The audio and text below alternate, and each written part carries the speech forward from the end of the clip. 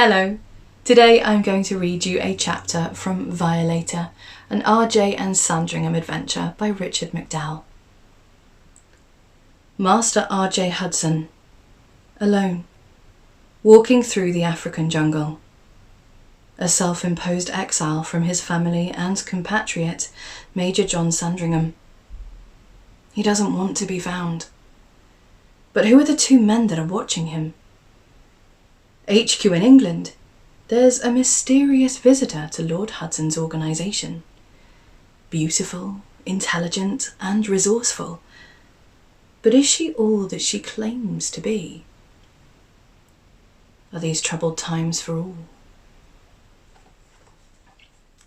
Chapter 1. Soft Rains of England. September, England. "Sir, it's time to wake up," whispered Sandringham as he gently shook Master RJ. "We're just landing in the capital."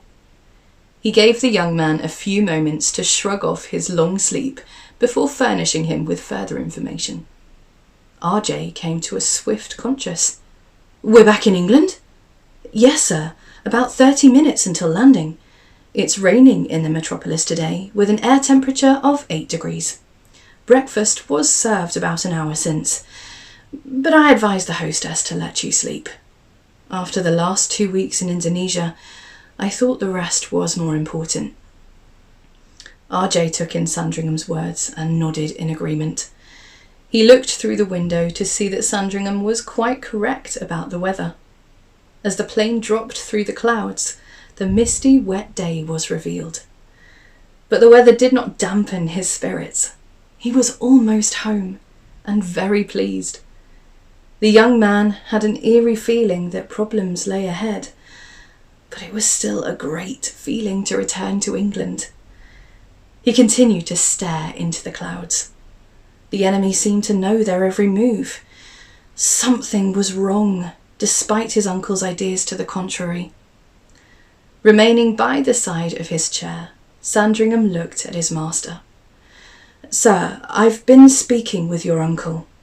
Lord Hudson is already at his office, and has been since 0600 hours. His lordship informed me he's expecting to see you in 5 hours at the Technology Centre. The Bentley will be waiting for us at the airport. Should I arrange for your breakfast to be delivered to the car, sir? I think there will only be time for you to quickly refresh yourself after we arrive at base." "Breakfast?" replied RJ, looking a little bemused. He raised his eyebrows. "Oh yes, we're not in our jet, are we?" "No, sir. We are flying chartered, at your request, even though our jet has been fully repaired. Must be urgent if my uncle wants to see us so quickly. We don't even have time to shower." He was thoughtful for a moment, then remembered Sandringham's question. Maybe just some green tea and mineral water in the car. We can order something from the restaurant when we get back to the office." "Very good, sir. I'll make the necessary arrangements," Sandringham said, withdrawing his mobile phone and tapping a message to the waiting chauffeur. "Japanese green tea for 2, served at 160 degrees Fahrenheit, please, and a single glass of ice-cold mineral water." "How's your shoulder?"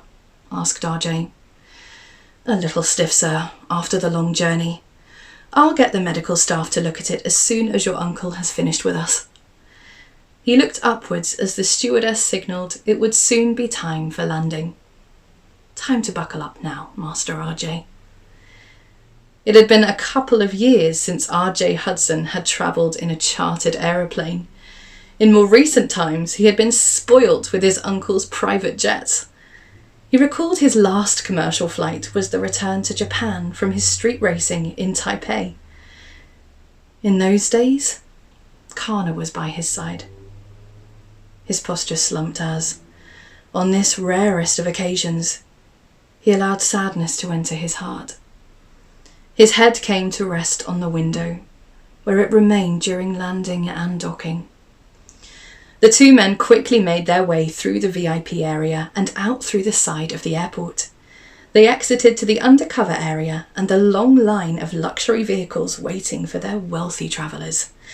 It was the fourth car in the line, Lord Hudson's silver Bentley Mulsanne. "Good morning, Master RJ. Good morning, Major Sandringham," greeted the chauffeur in a quiet and respectful tone. He opened the rear doors. "Your tea is waiting for you, Master RJ, as requested." A moment later, and they were driving out of the airport and for the long journey to the Hudson Technology Centre. RJ felt a sense of unease as the car travelled down the long driveway intersecting the lake that led to the headquarters. He had never felt like this before, not even on his return from his years in exile in Japan. Even after such a short absence, it was as though he was a stranger. It felt like a first day at work, wondering whether he would fit in or not. But it felt worse than that. It was as though this vast empire was no longer destined to be his.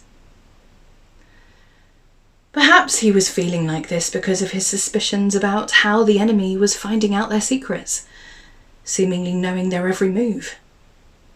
This did not worry him as much as his uncle's apparent scepticism of his observations. How could he convince his uncle to allow him to make his own investigations?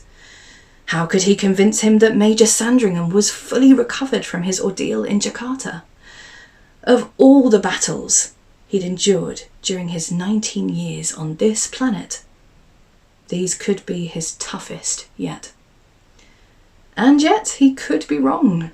The infiltration into their computer systems could be at an end and the leak plugged, as Raphael had suggested. Perhaps the enemy learned about their travel plans to Indonesia just before the hackers had been identified. It was possible, albeit only just. But what if the hackers in Luxembourg still had inroads into their systems? It would compromise their every move, eventually leading to the destruction of the organisation and family he loved. This would be a game, no different from the street racing in the Far East. The outcome would not always be determined by the starting position on the grid. Although speed and patience played their part, they were not the only deciding factors. Ultimately, it came down to timing. Timing was everything. Knowing when to make the right move at the right time. Yes, today was a game in which RJ had to use the same guile that had won him all those street racing prizes. "Sir, are you sure you're all right?" asked Sandringham. "You look quite pale." "Yes, I'm fine," he smiled at his valet. "I'm ready." "Ready, sir? Ready for what?" "You might not know it yet, Sandringham, but we're about to go into battle, and I suspect it will be our greatest battle to date." Sandringham had made it very clear that he didn't quite see things in the same light as the young man, even though he had identified spikes in the computer systems. But just like RJ's uncle, Sandringham was a man who believed so strongly in their organisation's infrastructure. RJ wondered if this conviction could be clouding his judgment. If Raphael and the boffins at HQ said they were now secure, then that was enough for Sandringham. But RJ's persistence made his assurance waver ever so slightly. Sandringham remembered the unusual usage of their computer systems that RJ had discovered. He had begun to entertain the thought that perhaps there was a chance their organisation might not be quite as secure as everyone believed it to be. They had now alighted from the car. Sandringham waited at the entrance to the main technology centre, while RJ simply stood, looking towards the skies, seemingly basking in the pouring rain. "Sir?" said Sandringham. "I'm coming. I'm just enjoying the cool air."